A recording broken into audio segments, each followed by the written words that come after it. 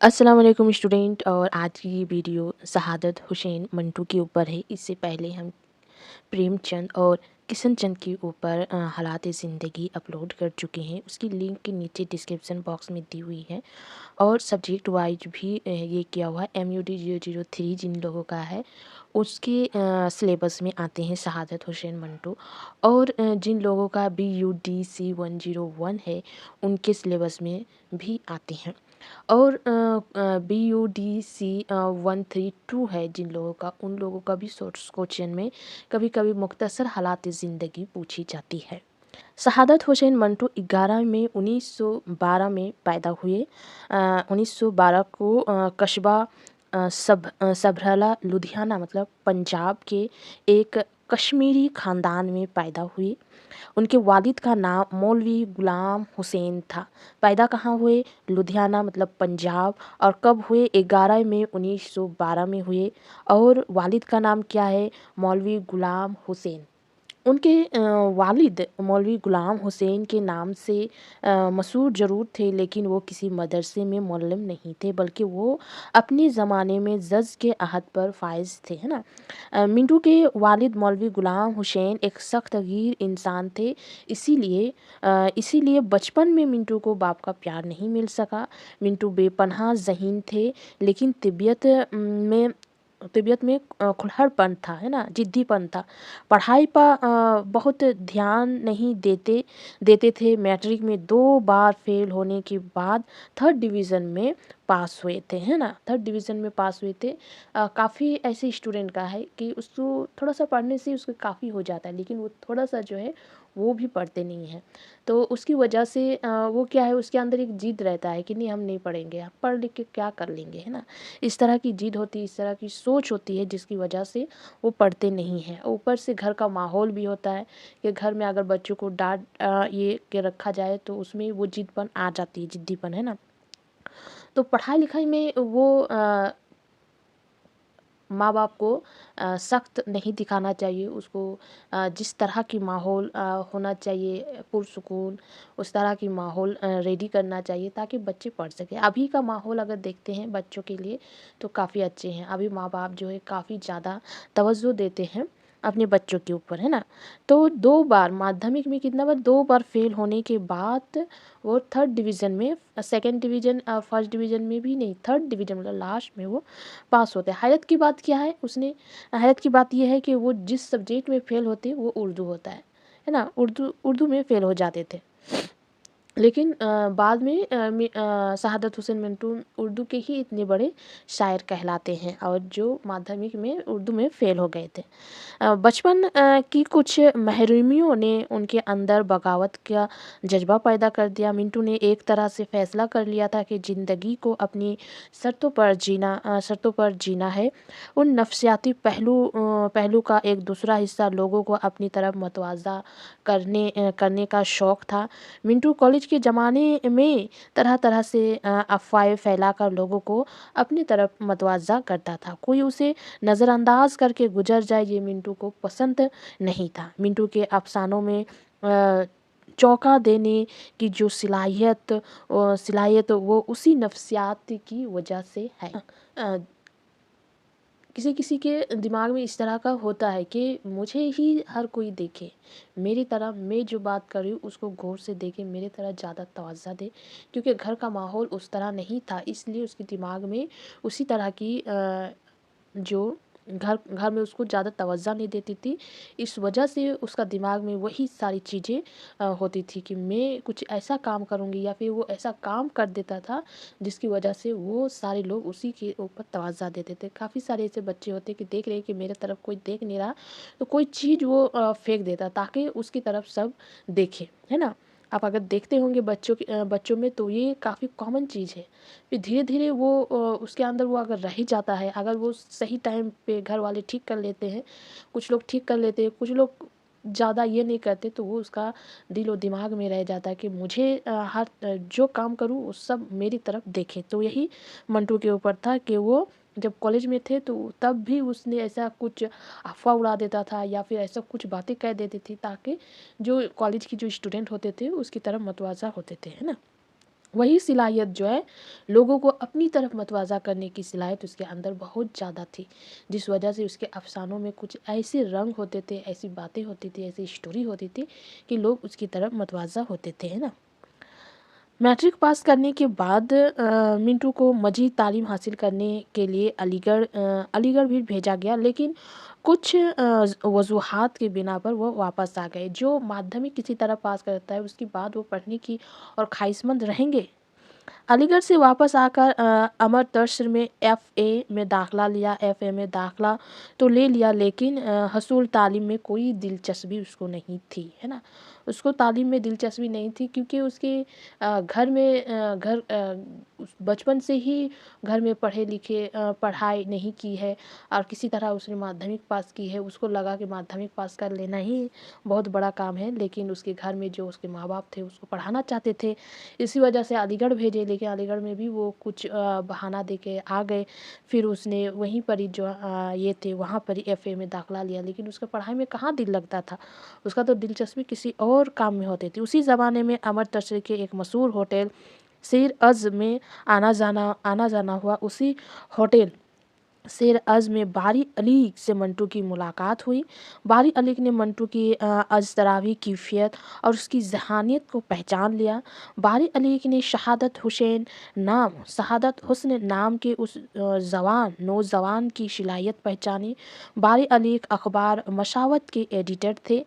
उन्होंने शहादत हुसैन को सहाफ़त और अदब की तरफ ले जाने का काम किया। बारी अली के कहने पर मिंटू ने आस्कर वायलेट और वैक्टोरियो को वैक्टोरियो को की किताबों का उर्दू तर्जुमा किया, है ना? बारी अली वो शख्स थे मिंटू की ज़िंदगी में जिसने उसकी जो नफ्सियात की जो प्रॉब्लम थी, उस प्रॉब्लम को उसने पहचाना था और उसको उस रास्ते से उठाकर उसने एक सही रास्ता उसको दिखाया था। और वो ये थी कि बारी अली की बात वो सुना करते थे, जिस वजह से वो इस रास्ते में आज जो हम लोग उनको पहचानते हैं, वो बारी अली की वजह से सबसे बड़ा जो अगर हाथ अगर देखते हैं तो बारी अली की हाथ है, जिन्होंने वो मिंटू को उस होटल में देखा। होटल में देखने के बाद काफ़ी लोग होते हैं कि देखने से ही उसको पता लग जाता है कि वो किस नफ्सियात से गुजर रहा है और उसके अंदर क्या टैलेंट भरा हुआ है ना? क्या टैलेंट भरा हुआ था। यहीं से मंटू को लिखने की आदत पड़ी। उसने किताब दे दी और उसको ट्रांसलेट करने की गुज़ारिश की और क्योंकि वो पढ़ता नहीं था, लेकिन उसका दिमाग काफ़ी ज़्यादा थी, उसको हर चीज़ मालूम होती थी, है ना? इसीलिए उसने पहचान लिया था कि ये काम कर सकता है, इसके अंदर वो सलाहियत है।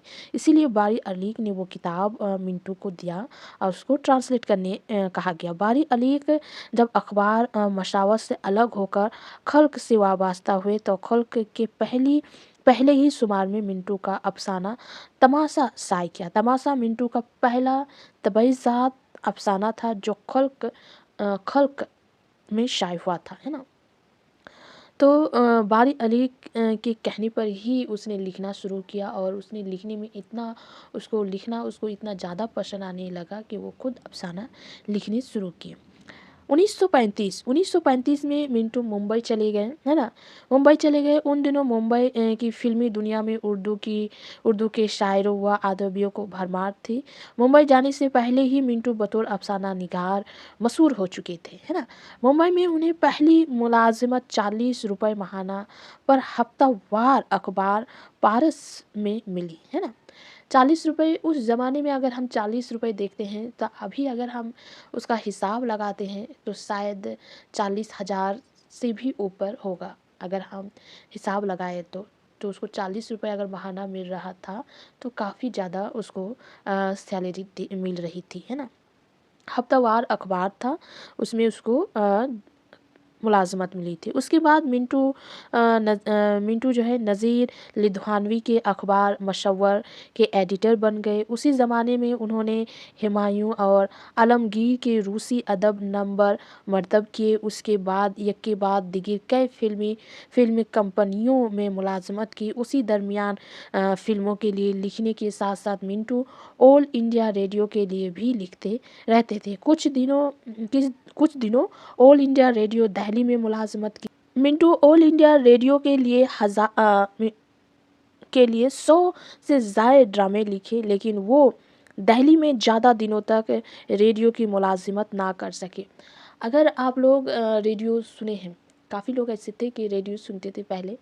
मैं एक रेडियो का एफएम सुनती थी जिसमें कहानी सुनाया करते थे। उसकी जो कहानी होती थी वो एक अलग ही होती थी, और वो सुनाने वाले जो सुनाते थे उसका सुनाने का जो अंदाज़ होता था वो भी काफ़ी अच्छा था।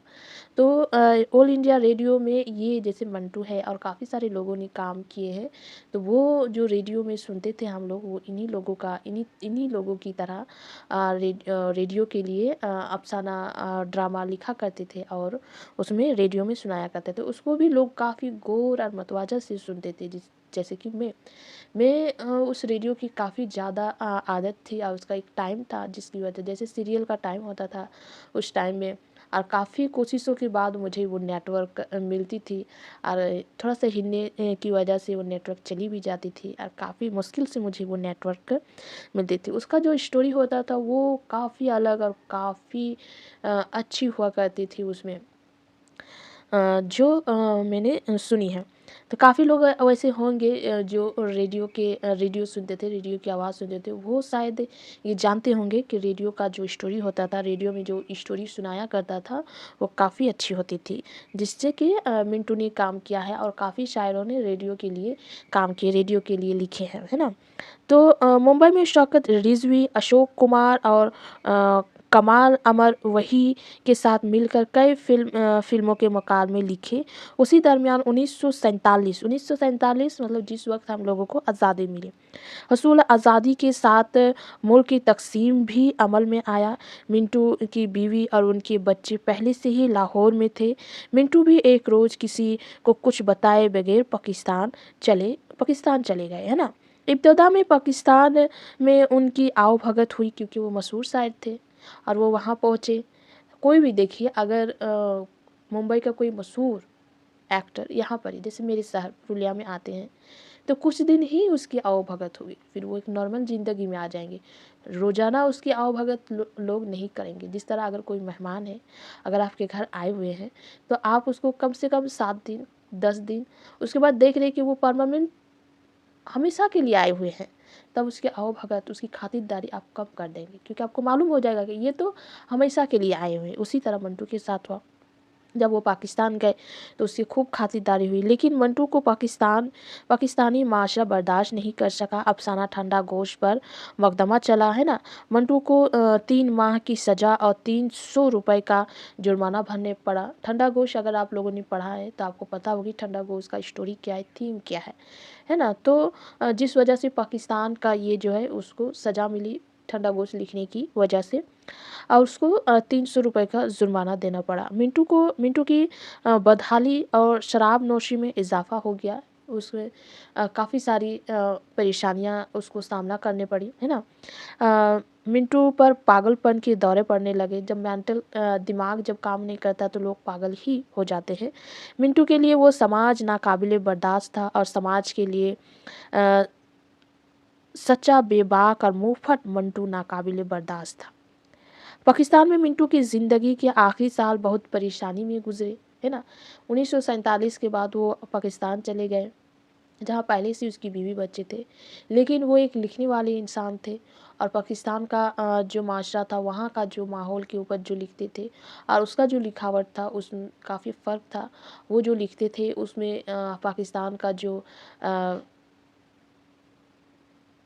जैसे जिस तरह ठंडा गोश्त पर उस पे केस कर दिया, तो उसी तरह उसका जो दिमाग था, उसका जो नफ्सियात था, वो उसी तरह के लिखते थे, है ना। आखिरी साल शराब नौशी बहुत ज़्यादा बढ़ चुकी थी और आमदनी का कोई ज़रिया नहीं था। मिंटू के माशी हालात इस कदर ख़राब हो चुके थे कि अखबार वाले उनको 20 रुपए देकर उससे अफ़साने लिखवाया करते थे। मिंटू भी 20 रुपए के लिए अखबार के दफ्तर में बैठकर अफ़साना लिख दिया करते थे। अब इंसान क्या करे, कम ही सही लेकिन उसको पैसा तो मिल रहा है, तो वो कुछ पैसे के लिए, कम हो ज़्यादा हो, जो पैसा मिल रहा है उसके लिए वो लिख दिया करते थे। मिंटू को इस बात का एहसास भी था कि ज़माना उनकी मौत के बाद उनकी कदर करेगा, है ना, उनकी मौत के बाद उनकी कदर करेगा। तो उसके अफ़साने की हकीकत जो थी वो उस वक़्त उस नज़र से कोई देख नहीं रहा था। उसको मालूम थी जब मेरे अफ़साने को उस नज़र से लोग देखें, जिस नज़र से वो दुनिया की सच्चाई, जिस नज़र की ज़रूरत है, जो दुनिया में हो रही है, जो हकीकत है, उस हकीकत को अगर पहचान ले तब मेरी जो स्टोरी है, मेरी जो अफ़साना है, उसकी काफ़ी ज़्यादा अहमियत हो जाएगी। 18 जनवरी 1955 को महज़ 43 साल की उम्र में उर्दू अफ़साना निगार का ये सूरज ग़ुरूब हो गया। लाहौर के कर्बस्तान में तदफ़ीन अमल में आई। तो 43 वर्ष 1955 में, 1947 में वो पाकिस्तान गए। 47 से 55 मतलब 8 साल तक वो पाकिस्तान में रहे और 8 साल में उसको 2 बार पागल होने का दौरा पड़ा। की दवाई खाने होते थे पागलपन की, और पागलपन के साथ-साथ उसको शराब पीने की इतनी ज़्यादा लत लग गई थी कि उस पैसा को पाने के लिए वो अखबार में कम-कम पैसा लेके वो अ, स्टोरी लिख दिया करते थे ताकि उसको पैसा मिल सके, उसे शराब पी सके। घर का माली हालात भी काफ़ी ज़्यादा बदतर हो गई थी क्योंकि पैसा कमाने के लिए और कोई ज़रिया उसके पास नहीं था। नाम शहादत हुसैन और कलमी नाम मंटू था। मंटू उसका नाम, असल नाम जो है वो शहादत हुसैन था। मंटू के वालिद का नाम तो आप लोग को पता ही है, ख्वाजा गुलाम हुसैन था।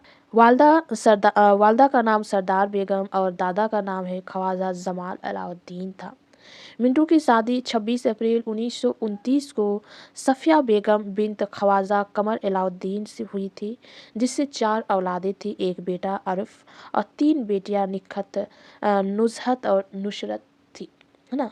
तो ये सारी उसके हालात ज़िंदगी है। काफ़ी सारी उसने अफ़साने लिखे। उस अफ़साने के नाम भी आप लोगों को याद करनी है। सबसे ज़्यादा अगर मशहूर नाम देखते हैं तो ठंडा गोश है। ठंडा गोश काफ़ी मशहूर है और जिसके ऊपर मुकदमा भी चला था। तो ये सारी जो चीज़ें हैं वो मंटू के लिए है और मंटू की हालात ज़िंदगी से आप सब वाकिफ़ हो गए। ये काफ़ी ऐसी नॉर्मल सी चीज़ है जो आपको उसको रट्टा लगाने की ज़रूरत नहीं पड़ेगी मेरे ख़्याल से। आप लोगों को सिर्फ़ डेट याद रखने से ही आप लोग उसकी जो बायोग्राफ़ी वो काफ़ी अच्छी तरीके से लिख पाएँगे। सिर्फ़ डेट ही कुछ ऐसे कुछ डेट है। जैसे 11 मई को उसकी पैदाइश, 11 मई 1912 को पैदा हुए। कहाँ हुए? लुधियाना मतलब पंजाब में हुए। उनकी वफ़ात कब हुई? तो वफ़ात जो है 55 में हुई। 1955 में 18 जनवरी 1955 में हुई। और उसकी शादी कब हुई? 26 अप्रैल 1929 को उसकी शादी हुई। 1935 में उन्होंने मुंबई चले गए, लुधियाना से मुंबई चले गए और 1947 में मुंबई से पाकिस्तान फिर दोबारा वापस चले गए। तो ये सारी कुछ पॉइंट है और ये उसमें ऐड कर सकते हैं ठंडा गोश कब शाये हुआ, किस अखबार से शाये हुआ, उसका पहला अफ़साना कौन-सा है और पहला अफ़साना किस अखबार से शाये हुआ। ये सारी चीज़ें कुछ-कुछ है जो आपको याद रखनी है। बाकी जो आप अगर ऐसी नॉर्मल अगर देखते हैं तो काफ़ी बड़ी लंबी-चौड़ी ऐसी कोई उसकी लाइफ़ स्टोरी नहीं है और काफ़ी मतवाज़ा, मतलब क्या बोलें, अभी जो हम लोग पढ़े कि उसकी तरफ जो झुकाव, अगर आप पढ़ते उसकी लाइफ़ स्टोरी को तो आपको खुद ब खुद याद रह जाने वाली स्टोरी है उसकी, जो काफ़ी 1-2 बार पढ़ने से ही अब मुझे लगता है उसकी लाइफ़ स्टोरी याद रह जाएगी। नेक्स्ट मैं कोशिश करूँगी अस्मत चगताई की जो लाइफ़ स्टोरी है उसको पेश करने की, उसको बताने की। एग्ज़ाम के दौरान जो है वो लाइफ हालात ज़िंदगी के साथ साथ उसके साथ कुछ और भी पूछा जाता है।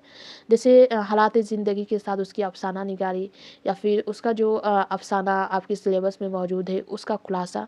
तो दोनों को मिलाकर 20 नंबर लिखने होता है। मतलब हालात ज़िंदगी आप 10 नंबर के अगर लिख रहे हैं तो खुलासा को भी 10 नंबर के ये में लिखने होता है। तो हालात ज़िंदगी को उतना ही याद करने की ज़रूरत होती है जितनी एग्ज़ाम में पूछा जाने का चांस होता है। तो ये सारी चीज़ें हो गई शहादत हुसैन मंटू के ऊपर। इससे पहले किशन चंद और प्रेमचंद का है, उसका लिंक डिस्क्रिप्शन बॉक्स में दी हुई है। और नेक्स्ट अस्मत चगताई के ऊपर होगी।